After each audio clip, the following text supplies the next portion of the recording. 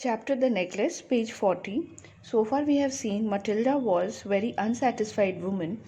She never was happy about the things she had. She always wanted more, and she wanted to be like rich. She wanted to be beautiful and rich and wanted to possess everything else which rich women had. Now, till the point where we have read, we see that Matilda's husband, Mr. Loisel, has come up with an envelope which reads from the Minister of Public Instruction, and it says that they were invited for a ball. Mr. Loisel had thought that Matilda would be happy, but on contrary, Matilda threw the letter, threw the envelope spitefully, and said that, "What do you think? What do you want from me? How to react about it?" Now he continues. "But my dearie, I thought it would make you happy. You never go out, and this is an occasion, and a fine one. Everybody wishes one, and it is very select. Not many are given to employees.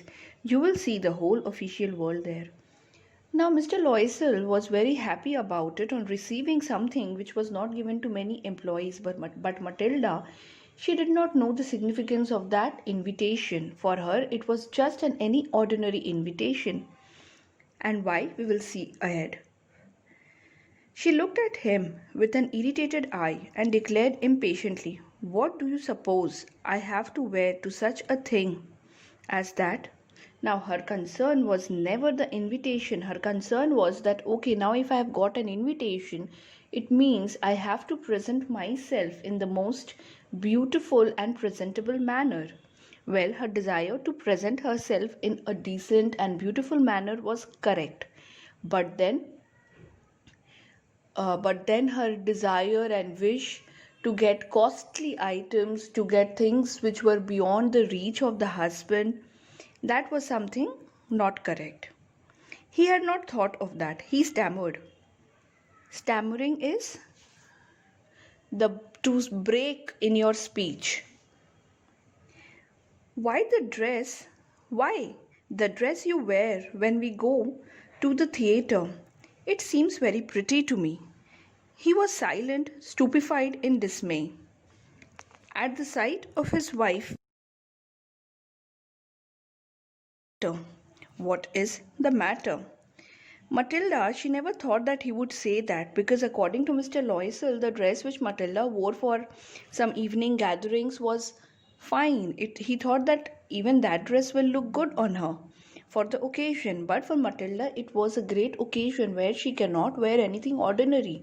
So she wanted to be different from everybody present. And therefore he asks Matilda, "What is the matter? You have to tell me." By a violent effort, she had controlled her vexation and responded in a calm voice, wiping her moist cheeks, "Nothing. Only I have no dress, and consequently I cannot go to this affair.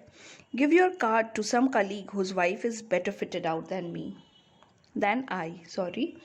So she says that listen, I don't have anything proper to wear, so it's better that you please give this card, this envelope, this invitation to someone else who has a beautiful wife, and someone else whose wife has beautiful dresses to wear and adorn on the day of the ball.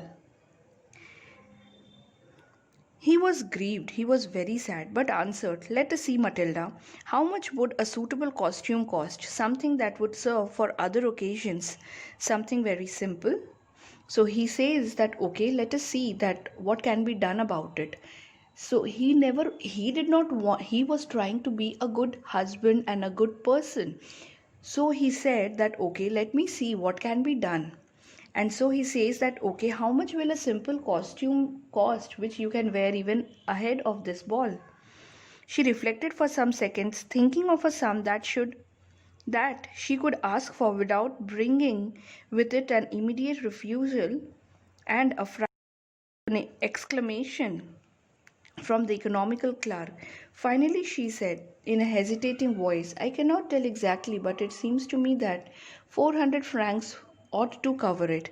Now Matilda here was quite cunning, and she says 400 francs. She knew that amount her husband would not be able to reject, because that neither was a lot of money nor less money for her. So that, see, if she gets less money, she will have less amount for a beautiful dress, and a beautiful dress will cost much more than what a decent dress would cost. So she says something around 400 francs, which according to her was a decent sum for a decent dress. He turned a little pale, for he had saved just this sum to buy a gun, that he might be able to join some hunting parties the next summer with some friends who went to shoot larks on Sunday. Nevertheless, he answered, "Very well, I'll give you 400 francs, but try to have a pretty dress."